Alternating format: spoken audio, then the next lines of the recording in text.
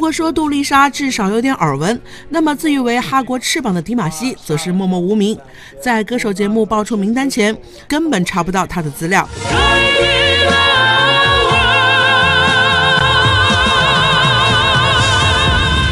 迪玛希全名迪玛希·库达伊别列根，1994年5月24日出生在哈萨克斯坦共和国的一个音乐世家，今年23岁。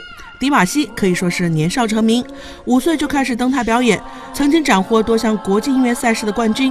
而真正令其一炮而红的，则是参加2015年欧亚歌手大赛获得了第1名。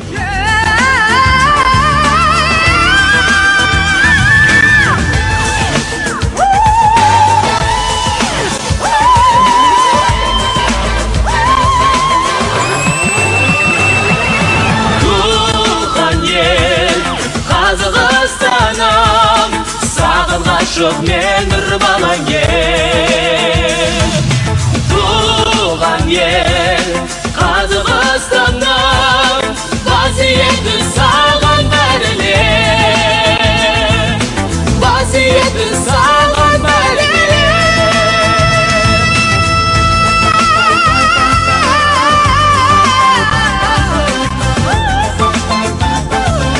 Мемлекет жасай берсін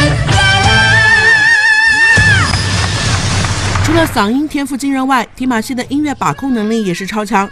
在歌剧方面，他已经拥有自由驾驭传统歌剧的超凡能力，其美声有点维塔斯的调调，高音非常轻松和震撼。他曾经翻唱了韩红的《天亮了》，让不少网友惊艳。看到爸爸妈妈就这么走远，留下我记得我是的乱起点，不知道未来还会有什么风险。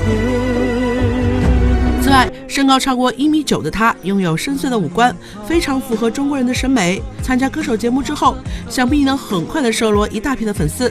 就有专业人士曾评价，这位哈萨克斯坦小哥迪玛希可能会爆。根据往届的经验，这小哥相当于黄绮珊加林志炫加邓紫棋加黄致列。赋予如此高的期待，这位远道而来的迪玛希会给我们带来怎么样的独特色彩呢？请拭目以待。新闻编辑整理报道。